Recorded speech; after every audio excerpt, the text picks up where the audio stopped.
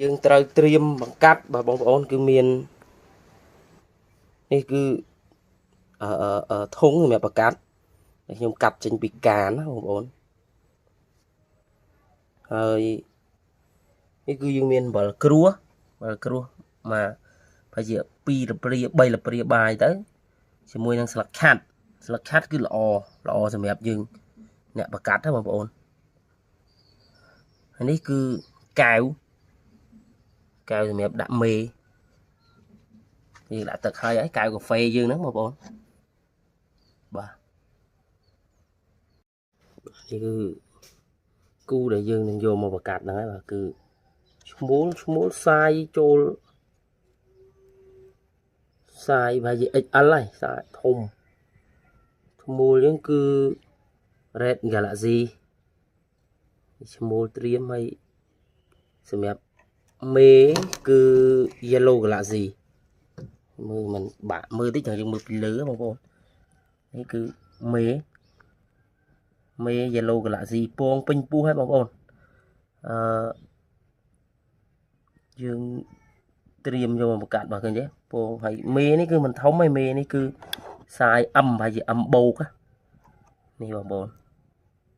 ដើមជាមួយនឹងការរៀបចំតែម្ដងបងប្អូនបងយើងដាក់ទឹកតិចទៅដាក់តែជា4 5កាទៅមកល្មមសមល្មមកុំឲ្យវាជ្រៅពេកព្រោះថាបើសិនទៅពេកដែលកូនត្រីកើតមកហើយទឹកយើងច្រើនពេកវាអាចលងអញ្ចឹងសម្រាប់ការដាក់ទឹកយើងដាក់ប្រហែលជាប៉ុណ្ណេះបងប្អូនប្រហែលជា4ទៅ5សង់ទីម៉ែត្រវាល្មមហ្នឹងបងប្អូននេះប៉ុណ្ណេះបន្ទាប់មកយើងដាក់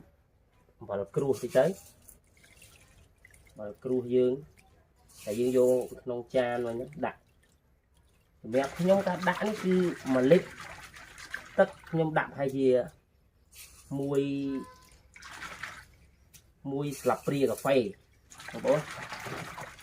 1លីត្រទឹកគឺ1ស្លាបព្រាកាហ្វេអញ្ចឹងប៉ុណ្ណេះវាចូលប្រហែលជា4ទៅ5លីត្រវាចូលទៅ6ស្លាបព្រាកាហ្វេឬក៏2ស្លាបព្រាបាយយើងហ្នឹងបងប្អូនបរិមាណប៉ុណ្ណេះគឺវាសមគួរហើយបន្ទាប់មកយើងដាក់ស្លឹកឆាត់ដែលយើងបានត្រៀមទុកនេះបងប្អូនស្លឹកឆាត់ក្បាច់វាតិចទៅឲ្យវាចេញជាតិសម្រាប់ស្លឹកឆាត់គឺវាល្អសម្រាប់ការបង្កាត់ត្រីបងប្អូននេះយើងដាក់3សន្លឹកអីទៅពីដំបូងយើងដាក់អញ្ចឹងទៅវានៅអណ្ដែតហ្នឹងបងប្អូនបន្ទាប់ពីវាអណ្ដែតហើយមួយថ្ងៃឬក៏មួយថ្ងៃកន្លះវាចាប់ផ្ដើមចូលវារីកទៅវាធ្លាក់ទៅក្រោមហ្នឹងបងប្អូនបន្ទាប់មកយើងចាប់ផ្ដើមដាក់ឈ្មោលចូលបងប្អូននេះគឺឈ្មោលបាដែលយើងហៅថាបាហ្នឹងគឺ Red Galaxy ហ្នឹងយើងដាក់ចូលទៅមុនទៅបងប្អូនយើងដាក់បានេះឲ្យវាស្គាល់កន្លែងវា1ម៉ោងហើយទៅបងប្អូនតែយើងដាក់ហើយចាប់ពីពេលខ្ញុំដាក់មកដល់ឥឡូវវាចូល40នាទីជាងចិត្ត1ម៉ោងហើយចាឈ្មោលវាអាចដឹងទីតាំងពងដឹងកន្លែងធ្វើសបុកដឹងអីហ្នឹងវាល្មមសមគួរនៃការស្គាល់កន្លែងបងប្អូនវាក្បែរ1ម៉ោងហើយបន្ទាប់មកខ្ញុំដាក់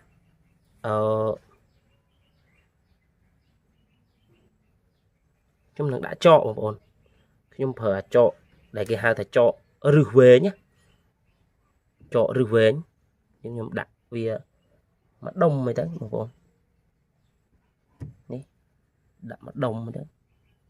ឃើញទេដាក់មួយដុំទៅរឹសវារឹសវែងណាចកនេះ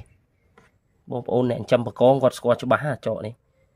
ហើយក៏ដាក់ចកនេះដែរគឺខ្ញុំដាក់វាដើម្បីឲ្យឈ្មោះវាពងក្បែរពងអីចឹងណាបងប្អូនបាទយើងអត់នេះទេយើងដូរបច្ចេកទេសយើងអត់ដាក់ថង់ដើម្បីឲ្យវាធ្វើសបុកទេយើងដាក់ចកនេះវិញណាបងប្អូន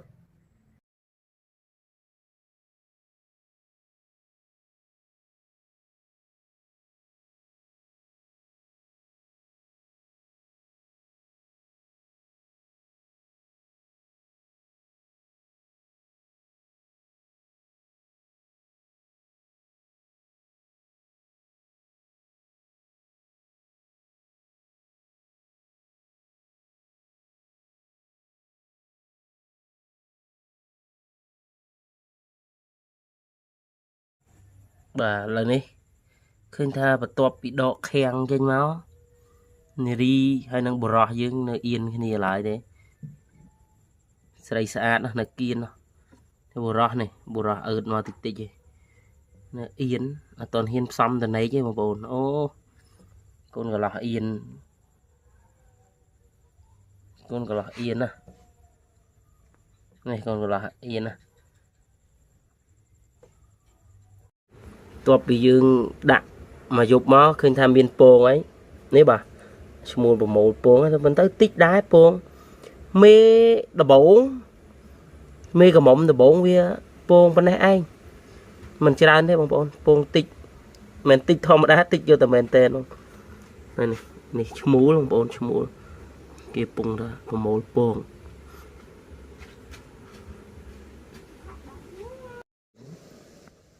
khơi mùi bằng bọn ngày thì bằng mùi á cái là muối bầm pơ lại bằng bọn này bằng muối pơ lại cái là muối đang tên nào sao mấy khơi pi bầy vậy bộ mấy cái là muối đang tên này ở